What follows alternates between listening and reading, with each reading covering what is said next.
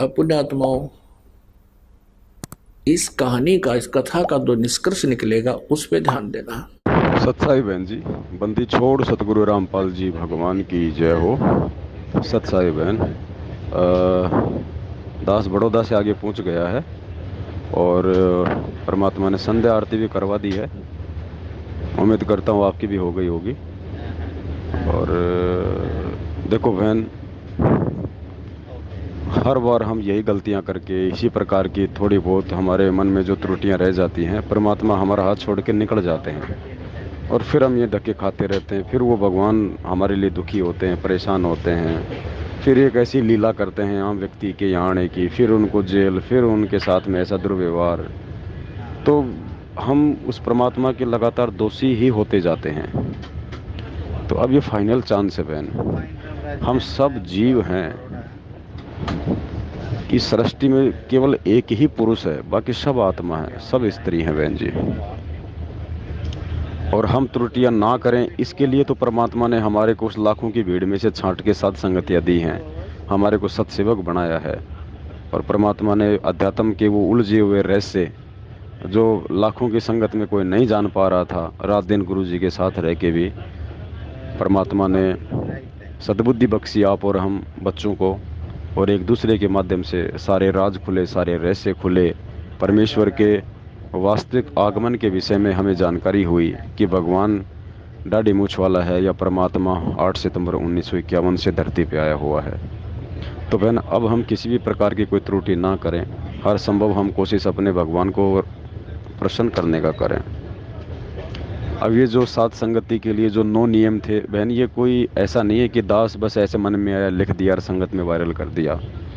अगर परमात्मा ने निमित्त बना के अपने भाई बहनों के साथ में खड़ा होकर, अगर मालिक ने निमित्त बनाया है, तो बहन उसका रीजन होता है।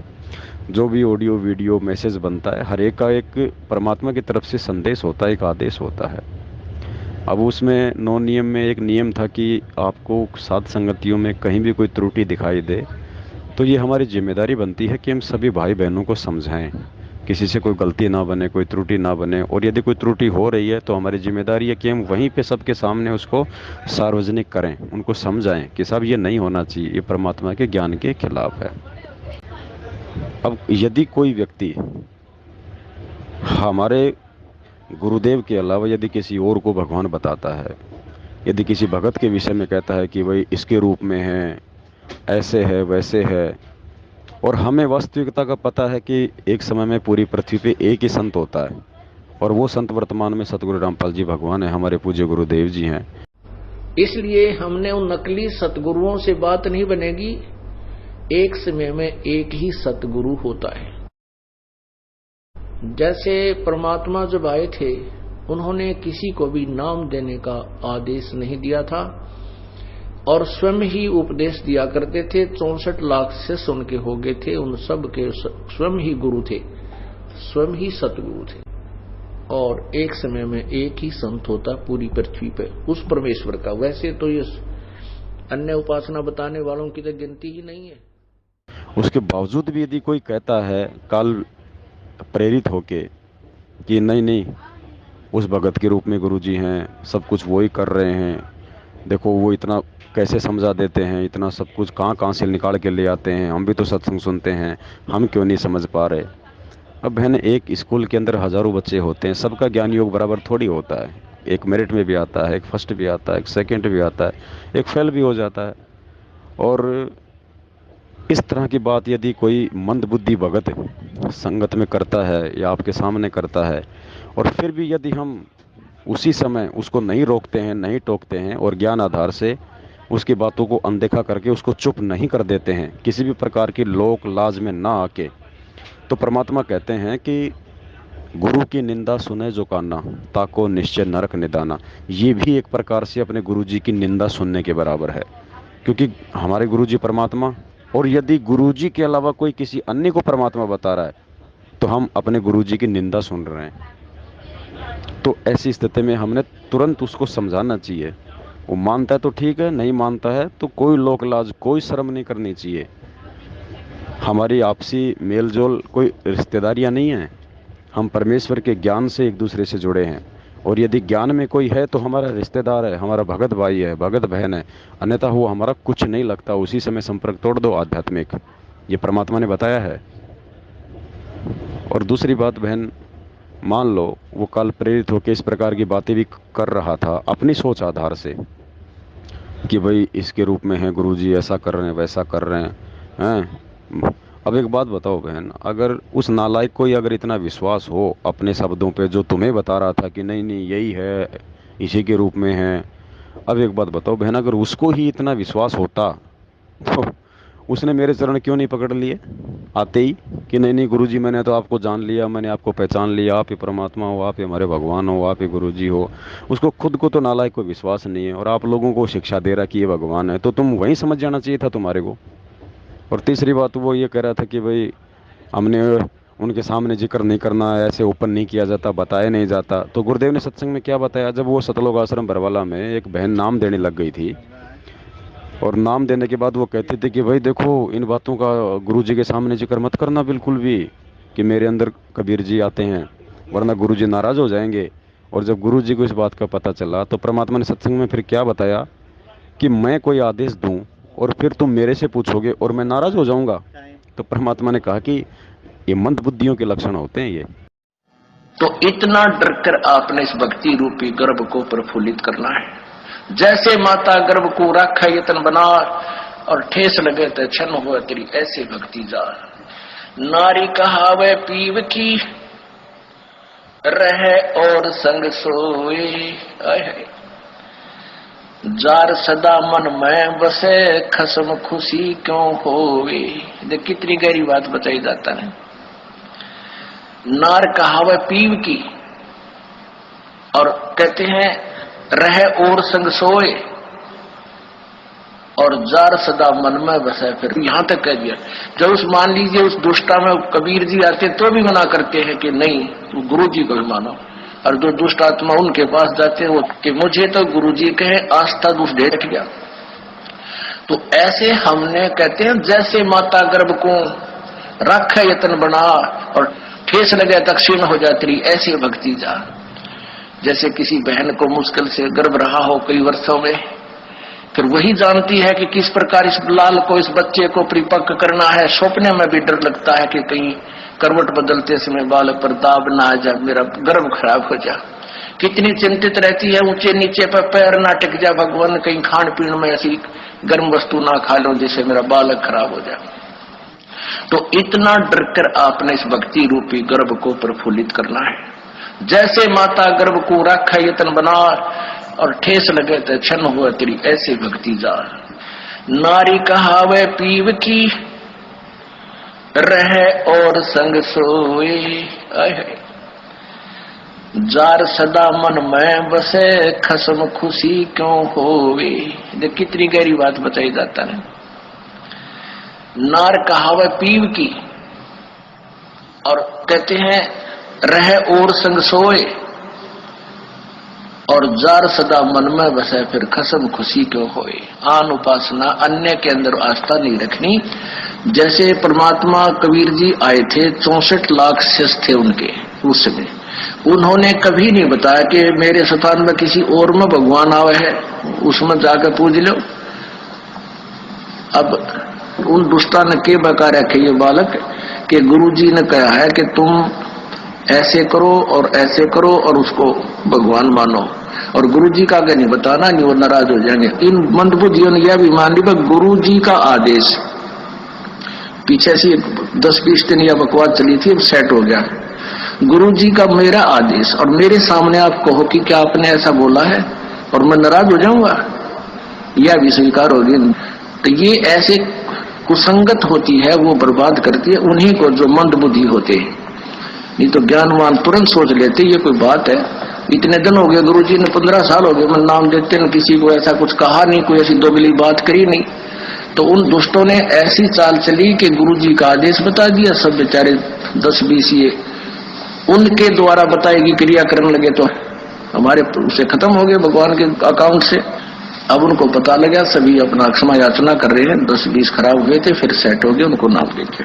तो परमात्मा कहते हैं कि एक तरफ तो गुरुजी मुझे कह रहे हैं, और फिर दूसरे के पास आस्था रख रहे हो, तो उसके विषय में क्या बता रहे हैं कि नार कहावे पीव की और रहे और संग सोए, आस्था किसे में और नकली गुरु की सेन मान रही ऊपर ले मनते।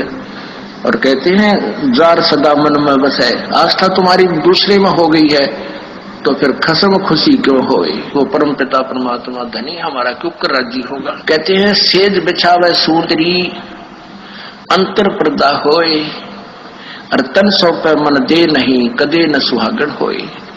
अब जैसे यही एक ये मोटा उदाहरण था जो अभी ये घटना हुई कि मुझे तो गुरुजी कहे आस्था दुष्ट डेटनी में दुष्टा में, तो क्या बताते हैं सेज बिछावे सुंदरी यानी आत्मा और अंतर पर्दा होए, अंदर दोष रखे, अंदर में आड़ बना ली। और कहते हैं तन सौंपे मन दे नहीं, यानी शारीरिक तरीके से तो यहाँ आकर नमस्कार करे और आत्मा उस दुष्टा में। ये 10-20 से बिगड़े थे वो सेट हो गया अभी 10 एक दिन, ये पता नहीं अंडरग्राउंड कैसे एकदम चल पड़ा था सिस्टम। तो दास को पता चला जब उनको बता दिया कि तुम्हारा सब कुछ बर्बाद हो गया, तो उन प्यारी आत्माओं ने बहुत दुख हुआ इस बात का कि हमारा तो सारा नाश कर दिया उस नालायकों ने। ऐसे बहुत से झटके आएंगे, लेकिन ये हमारे ये परमात्मा का बाग किसी से बिगड़ नहीं सकता। ये तो पूरे ब्रह्मांड में छावेगा। ये बड़े बड़े ये टीरी खा ये ढाने हमने, ये बड़े बड़े पंथ बन रहे, ये नए कुतरू आगे थोड़े हमारी संगत को खराब कर सकते हैं।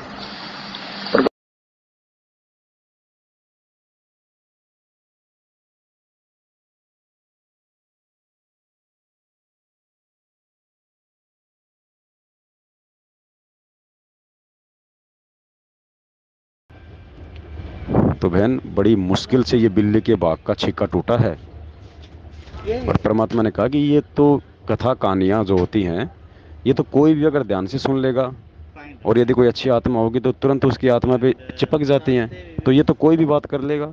क्या आज गुरुजी से मीठी मीठी आवाज़ में, खैर हमारे लिए तो हमारे भगवान से बढ़ के किसी की मीठी आवाज़ नहीं है, लेकिन अगर हम आवाज़ की बात करें तो ऐसी ऐसी मीठी आवाज़ में लोग भागवत करते हैं, मोह लेते हैं आम प्राणियों को, भगत समाज को, और उस मोह के चलते उनके बातचीत का जो वो तरीका है उसके चलते लोग लाखों रुपया वहाँ पे दान का दे के आ जाते हैं। तो कोई अच्छी बात बोलने से या मीठी बात बोलने से या मात्र सफ़ेद कपड़े पहन लेने से अगर कोई भगवान बन जाए तो फिर बताओ बहन, फिर इस भगवान को आने की हाथ धरती पे क्या ज़रूरत थी।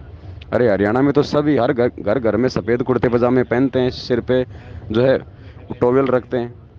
अब मैंने तो बहन जी मेरे सादापन के लिए पहना है ये।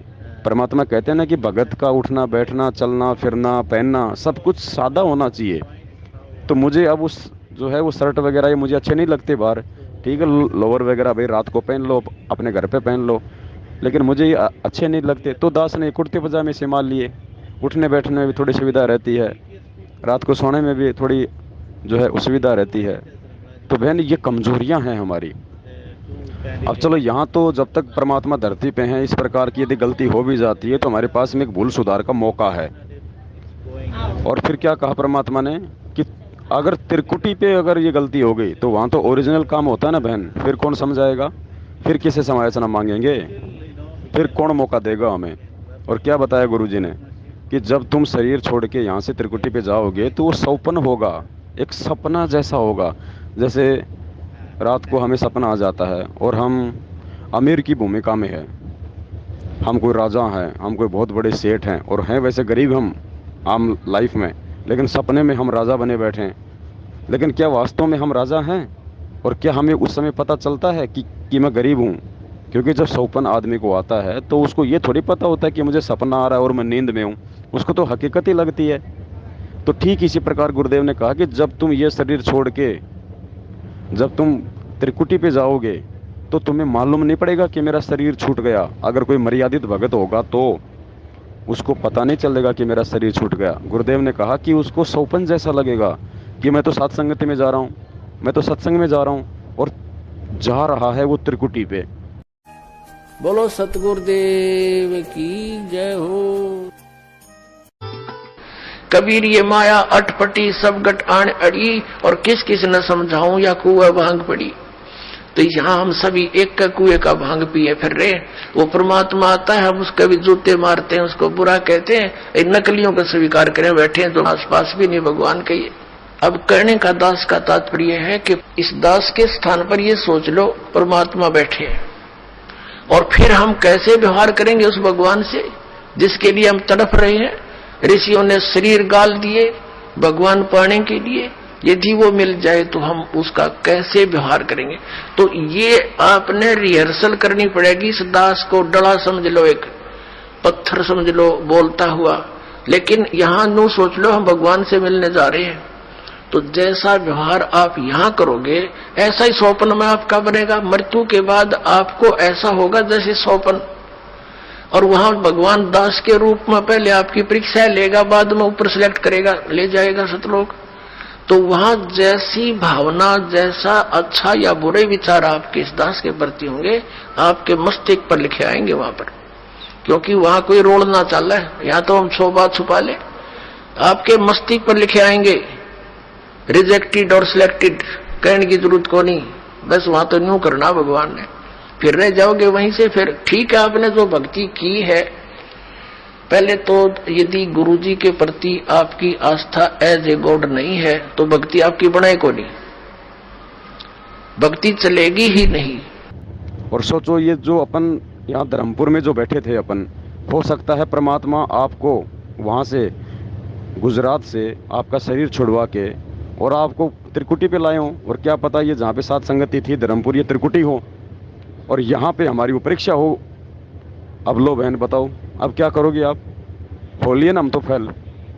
अगर हमने उसकी बात को नहीं स्वीकारा, चलो ठीक है, ये बात तो दास भी मानता है कि ये ज्ञान लेने के बाद और 2-3 साल तक जो इस मार्ग में टिक गया, उस व्यक्ति की आस्था अपने गुरुदेव से हटा के ब्रह्मा विष्णु महेश भी किसी भगत में नहीं लगा सकते। कबीर साहिब से लाभ लेना है तो ये नियम अपना आजीवन निभाना होगा।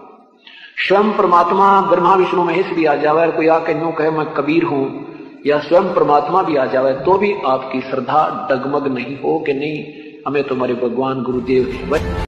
लेकिन बहन गुरु की निंदा सुने जो काना, आपके गुरुजी आपके सामने आपके गुरुजी के स्थान पे कोई अन्य कोई यदि भगवान बताता है कि ये है इसके रूप में आए हुए हैं और हम चुपचाप सुन रहे हैं, तो बहन ये भी गुरुजी की निंदा ही सुनना है। तो बताओ कमजोरी हुई कि नहीं हमारी। अब ये कमजोरियां निकालने के लिए तो परमात्मा ने हमें सात संगतियां दी है, तो बहन हमें इन सात संगतियों से फायदा उठाना है, अपने आप को निखारना है, निर्मल करना है, ज्ञानी बनाना है। क्या कहा परमात्मा ने कि बच्चों मैं तुम्हें यहाँ पे ज्ञानी बनाने आया हूँ, विद्वान बनाने आया हूँ, ताकि तुम्हें कल को कोई भ्रमित ना कर दे। तो हमने फाउल नहीं होना। फाउल पॉइंट अब धीरे धीरे आपके समझ में आ जाएंगे, कुछ कथाओं के माध्यम से और कुछ इस फॉर्म के ऊपर जो लिखे होते हैं इसमें भी हमने कुछ लिखे हैं, कुछ आप वैसे कॉमन सेंस से भी समझ जाओगे कि ऐसे ऐसे होता है। अब बताओ अगर ऐसी हरकतें हम करेंगे इस प्रकार से, तो हम तो भ्रमित हुए जो है बैठे हुए हैं, बताओ फिर हमें कौन संभालेगा। तो बहन दास की प्रार्थना है आप बहुत अच्छी आत्मा हो, तभी परमात्मा ने साथ संगति से जोड़ा है। सब लोग चले गए लेकिन आप 1-2 आत्मा यहाँ पे आप रुकी रही और साथ संगति का फ़ायदा उठाया। अब देखो यहाँ परमात्मा ने एक छोटी सी घटना को अंजाम देके और सबकी परीक्षा ले ली। और दास बहन जी कल से बोल रहा था कि भाई सबको जो भी खाना दाना दो, नाश्ता, वो डिफरेंट दो, एक जगह मत खाओ सब। पता नहीं कौन मर्यादा में है कौन मर्यादा में नहीं है, हम नहीं जान सकते इन चीज़ों को, हम अंतर्यामी नहीं हैं। लेकिन मालिक ने दास को प्रेरणा कर दी थी। दास ने पहले भी कहा था कि मैं एक मालिक ने एक सा सॉफ्टवेयर दे रखा है कि साधु शब्दा परखिए और दुख पड़े घरनार, सूरवीर जद जानिए जब रण बाजे तलवार। भगत का आव भाव चाल चलन बोल चाल से मालूम पड़ जाता है कि ये कितना भगत है, कितनी मर्यादा में। तो मालिक ने दास को प्रेरणा की क्योंकि परमात्मा अंतर्यामी थे, उनको पता था कि कल इस प्रकार की कोई घटना होने वाली है। तो दास से एक दिन पहले संदेशा दिलवा दिया कि भैया देखो ये जो भी खाना दाना है, क्योंकि बहन हमें कोई लोकलाज नहीं करनी। अगर कोई बुरा माने तो 1000 बार माने, भगत तो मानेगा नहीं, और जिसकी मर्यादा खंडित है वो मानेगा तो मानता रहे, हमारा कुछ बिगाड़ नहीं पाएगा। तो लोकलाज नहीं करनी यहाँ पे मर्यादाओं को लेके। तो दास ने ये कहा था ना कि भाई सबको अलग अलग प्लेटों में दिया करो, पता नहीं कौन मर्यादा में कौन नहीं है, और हमारी जो है वो मर्यादा टूट जाए। और देखो वो हो गया, फिर दूसरे दिन आप लोगों के सामने आ गया सारा। तो बहन अब गलतियाँ नहीं, जो हुआ वो ये समझ लो कि परमात्मा ने हमारे को एक झटका देना था, क्या पता आगे चल के हम और भी कोई बड़ी गलती कर बैठते। अब इसमें सुमन बहन की भी परीक्षा थी, आपकी भी परीक्षा थी, जो दूसरी बहन थी महाराष्ट्र की उसकी भी परीक्षा थी, दास की भी परीक्षा थी कि दास के विषय में यदि कोई इस प्रकार की बातें करता है तो मेरे अंदर क्या भाव उत्पन्न होते हैं। देखो बहन, भगवान ने बहुत सोच समझ के दास को ये सेवा दी है। बरवाला कांड को लेके मैं और संजय दोनों खड़े हुए, एक को मान बढ़ाई चाहिए थी, एक काल प्रेरित था। वो खुद पता नहीं उसने क्या क्या नाटक किए संगत को अपने पीछे लगाने के लिए। मैं नानक की आत्मा हूँ, मैं अक्षर पुरुष की आत्मा हूँ, मैं नौमी श्रुति हूँ, मैं ही जगत गुरु हूँ। मतलब जो खुद इस प्रकार का नाटक कर रहा है, फिर भी संगत उसके पीछे नहीं लग रही, और इधर संगत जानबूझ के मेरे पीछे लगना चाहती है।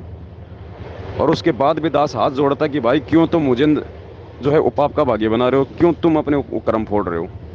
तो मेरी भी परीक्षा है बहन। गुरुजी देखते हैं कि इस नालायक के मन में कोई मान बढ़ाई तो नहीं है, ये कहीं कोई गुरु पदवी या कोई संताई, कोई महंताई की लालसा तो नहीं पाड़ जो है बैठा है अपने दिल में। तो बहन, हम सब की परीक्षा होती है। परमात्मा कहते हैं ना मालिक की, सतगुरु निकले शिकार पे लेके तीर कमान, मूर्ख मूर्ख मर गए और कोई बच गए संत सुजान।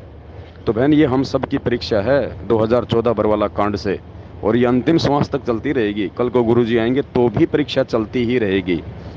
तो हमने हर बार, हर स्थिति में, हर समय अपने गुरुदेव भगवान और उनके अनमोल ज्ञान को ही दर्पण की तरह सामने रख के देखना है कि कहाँ काल है और कहाँ मेरे परमात्मा है, कौन मुझे ठगने का प्रयास कर रहा है, कौन मुझे कुप्रेरणा कर रहा है, कौन सा भगत सही है, कौन सा भगत गलत है।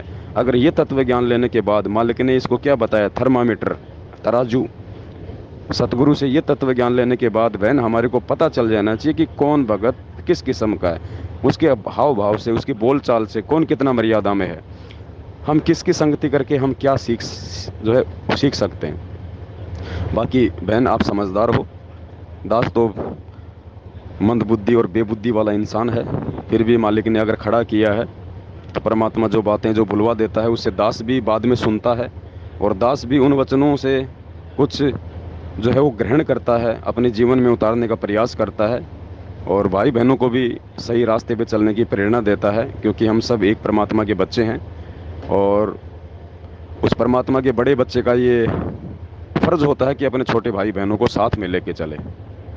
तो बहन, निकट भविष्य में सौपन में भी हमसे अपने परमेश्वर के स्थान पे किसी अन्य को समझने की गलती नहीं करनी है। वो छोटी सी कहानी जो कल परमात्मा ने दास को निमित्त बना के और आप जियों तक संदेशा पहुंचाया था साथ संगति में, कि भाई एक पतिव्रता औरत थी, उसका नाम रेणुका था, और उसके अंदर इतना पतिव्रता पद था कि वो जहाँ नहाने जाती थी वहाँ से पानी की पोट भर के लाती थी। पोट यानी जैसे गाँव में लोग खेतों में जाते हैं और वहाँ से भैंसों के लिए चारा वगैरह लाते हैं, तो एक कपड़े में बांध के लाते हैं, उसको गांठ मार के, उसको कहते हैं पोट। तो वो जो रेणुका थी, वो इतनी पतिव्रता धर्म पे थी, अपने पति के अलावा परपुरुष का सौपन में भी वो जिक्र नहीं जो है वो किया करती थी। वो उसके पास में पतिव्रता धर्म इतना ज़बरदस्त था कि वो पानी की पोट बांध के कपड़े में और लाके वो अपने पति को नहलाया करती थी। एक दिन ऐसे ही वो नहाने के लिए वहाँ गई हुई थी, तो उसने देखा कि एक जो बाल था, बाल किसी के सिर का बाल बहता हुआ आ रहा था, और परमात्मा ने बताया कि वो अर्जुन का बाल था, क्योंकि अर्जुन भी बहुत ज़्यादा हैंडसम था, सुंदर था, राजा था। तो थोड़ी दूर पे अर्जुन नहा रहा था, तो अर्जुन के सिर का बाल टूट के बहता बहता आ रहा था। उस रेणुका ने उस बाल को देखा तो उसने बस इतना ही कहा था कि वाह कितना सुंदर बाल है। बहन जी, उसने ना तो अर्जुन को देखा, ना उसने अर्जुन के साथ किसी प्रकार की कोई गलतफहमी अपने अंदर पाड़ी, ना उसको पता, सिर्फ उसने बाल की, एक पुरुष के बाल की उसने सिर्फ प्रशंसा की थी। उसने सिर्फ एक पुरुष के बाल की प्रशंसा की थी। परमात्मा कहते हैं उसके बाद उसका पतिव्रता धर्म टूट गया, और उसके जो वो पोट थी ना, जो वो कपड़े में बांध के ले जाती थी जल, वो पोट नहीं बंधी उसके बाद उसकी। इसलिए परमात्मा ने फिर अपनी वाणी में कहा कि बाल सरायो रेणुका, यानी उस रेणुका ने बाल को सराहा, उसकी प्रशंसा की। वो गैर पुरुष का बाल था। बाल सरायो रेणुका और बंदी न जल की पोट, इस परमेश्वर की सत भक्ति में रति न चालक खोट। अगर इतनी सी भी अगर अपने पतिव्रता पद में यदि कोई डिफेक्ट आ गया, अपने गुरुदेव के अलावा यदि किसी गैर पुरुष में, गैर भगत में अगर हमने अपने सतगुरुदेव वाले भाव देख लिए, तो बहन देख लो क्या हाल होगा। ये किस्से कहानियाँ भगवान ने हमें पतिव्रता धर्म पे दृढ़ता के साथ चलने के दिए हैं, ना कि हमारे को फेल होने के लिए। लेकिन आज कलयुग की पिछली पीढ़ी है, भगवान खुद धरती पे प्रकट है, इसलिए हम नादान अगर 100 गलतियां भी कर देंगे और यदि फिर भी हम उस परमात्मा से हृदय से क्षमायाचना मांगेंगे, तो भी वो दयालु परमात्मा हमें माफ़ करेगा। तो बहन ये फाइनल मौका है, क्योंकि परमात्मा ने हमारे को अब की बार छोड़ना नहीं है, लेके जाना है। लेकिन ये हमारी भी तो जिम्मेदारी बनती है इतना ज्ञान और इतना समझाने के बाद कि हम अब अपने पिता को ज़्यादा दुखी ना करें, उनको ज़्यादा परेशान ना करें। जब बच्चे युवा हो जाते हैं तो बाप को उम्मीद होती है कि अब मुझे जीवन में आगे कुछ शांति मिलेगी, मुझे कुछ सुख मिलेगा, अब मेरे बच्चे कमाएंगे, अच्छा काम करेंगे। हाँ जी। तो बहन हम ध्यान रखें इन सब बातों का, और अब आगे निकट भविष्य में हम अपने गुरुदेव भगवान को रत्ती भर भी दुखी ना करें, अपनी कमजोरी के चलते, अपनी सोच के चलते, अपने आध्यात्मिक क्रियाओं को चलते। तो बहन बस आपके छोटे भाई की तो आपसे ये प्रार्थना है। ठीक है बहन, उम्र में आपसे मैं छोटा ही हूँ, दास की तो 37 साल की उम्र है, और आपने कल बताया कि आप जी जो है वो 44 साल की हैं, और ज्ञान में हो सकता है थोड़ा सा आपसे बड़ा हूँ, क्योंकि परमात्मा ने 2013 में शरण में लिया था, आपको कब लिया मुझे पता नहीं। तो हो सकता है दास आपसे ज्ञान मार्ग में बड़ा हो, लेकिन सांसारिक उम्र में तो दास छोटा ही है। तो दास अपनी बड़ी बहन से प्रार्थना भी करेगा और क्षमा प्रार्थ, और आप जैसे मैं क्षमा भी चाहूँगा कि बहन यदि आप जी को समझाने में या किसी भी प्रकार से यदि दास के कोई शब्दों में कोई त्रुटि रही हो, तो आपका छोटा भाई आपसे हाथ जोड़ के आपसे क्षमा की उम्मीद करता है। और हम कोई भी भगत भाई बहन किसी भी प्रकार से वह अपने गुरुदेव भगवान को चोट ना पहुंचाएं।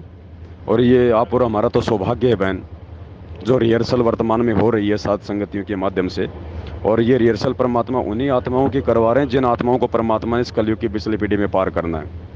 वरना जो घटनाएं, जो कमजोरियां परमात्मा आज हमारे सात संगतियों के माध्यम से निकाल रहे हैं बहन, इन मैनेजमेंट वालों इनको वो मौका नहीं मिलना बहन। इनके सामने तो सीधी वो घटना होंगी, और इनके पास में ना कोई समझने का मौका मिलेगा, ना कोई समझाने वाला मिलेगा। इसलिए परमात्मा ने पहली बात तो 8.5 अरब की जनसंख्या में छाड़ के हमें भगत बनाया, और फिर भगत बना के 20 लाख की संख्या में से हमारे को सत्सेवक बनाया। और सत्सेवकों में से भी देख लो बहन, कितने भगत भाई बहन ऐसे हैं जो वास्तव में इस परमात्मा के प्रति तन मन धन से समर्पित हैं। तो ये अंतिम दाव है बहन, इसको चूकना नहीं है। अब की बार अगर चूक गए तो परमात्मा कहते फिर अनंत युगों यहीं भटकते रहोगे फिर, और फिर परमात्मा भी नाराज हो जाएगा, फिर नहीं संभालेगा कि तुम ही मेरे लाडले थोड़ी हो, ये गधे कुत्ते सुअर भी तो मेरी आत्मा है, इनको मानव जन्म देके इनको भी तो मुझे जो है सतलोक के लिए मुझे तैयार करना है। तो बहन हम ध्यान रखें, आगे से सभी भाई बहन ध्यान रखें। हम स्पेशली कोई आपको दास नहीं कह रहा, सभी को दास कह रहा है। हम आज के बाद कभी भी अपने गुरुदेव भगवान को, अपने महबूब को जो है परेशान होने का मौका ना दें। सत साहिब बंदी छोड़ सतगुरु रामपाल जी भगवान की जय हो।